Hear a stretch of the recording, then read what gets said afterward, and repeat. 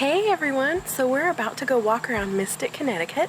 Anybody that's ever seen Mystic Pizza from the 80s with Julia Roberts has probably heard of this, but it's an uber cute little seaside town and we're gonna go walk around. I'm gonna show you some of it and we're gonna try to get some Mystic Pizza. So let's go! It was a busy Thursday on my visit and I needed to find some parking. Mystic has ample street parking, but it was all full, so I ended up in one of the many pay-to-park lots. But it was only something like $5 for 4 hours, so it's very reasonable. The village sits on the tidal estuary known as the Mystic River and was a significant seaport to Connecticut, having built over 600 ships starting in 1784. The downtown area is very walkable and holds numerous adorable shops and restaurants for you to explore.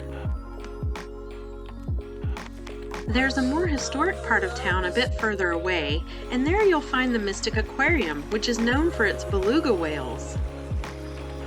You'll also find the Mystic Seaport Museum, one of the largest maritime museums in the United States, home to numerous preserved historical ships, steamers, and schooners, including the whale ship Charles W. Morgan from 1841, the oldest merchant ship in the country.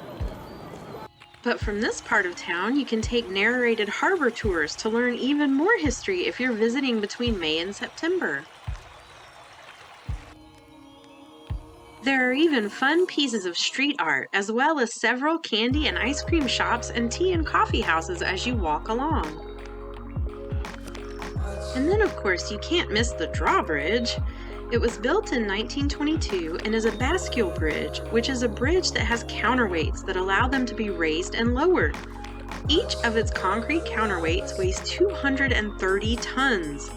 It is raised hourly at 40 minutes past the hour throughout the day, and it's truly a sight to see.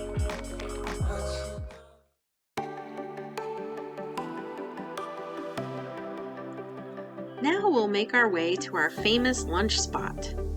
At Mystic Pizza, of course. Screenwriter Amy Jones set her story here after enjoying a summer vacation in the area. Here's some fun trivia. The film wasn't actually filmed inside the pizza parlor because it was just too small, but later they remodeled it to resemble the pizza place in the movie. It's full of movie posters and photos and memorabilia from the movie that really add to the experience. The famous pizza in the movie is just a plain cheese pizza, but I got a house special, which has sausage, pepperoni, bell peppers, onions, and mushrooms.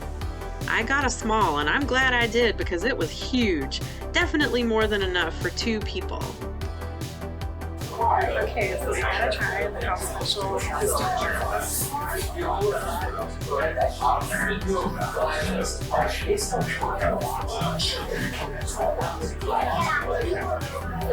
good. Highly recommend it. It's so worth it. Now that you're stuffed full of pizza, walk it off by heading back to the other end of Main Street where you'll find all the sweet shops. You won't have any trouble finding dessert. There's no shortage of fudge, bonbons, and ice cream.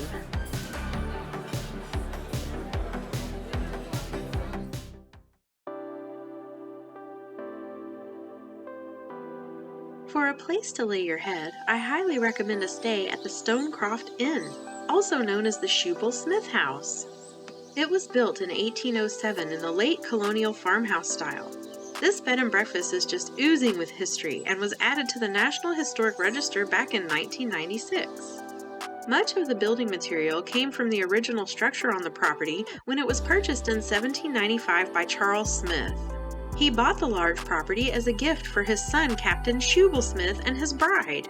Captain Shubel-Smith made his living from raising livestock and selling them in the West Indies, often using his own ships to transport them. There are remains of the rock walls scattered about the property that are thought to be from the original livestock pen. I had the pleasure of staying in the lovely Westcroft room, which was spacious and truly felt like living in a cozy colonial farmhouse. The innkeepers were incredible and the breakfast was just divine.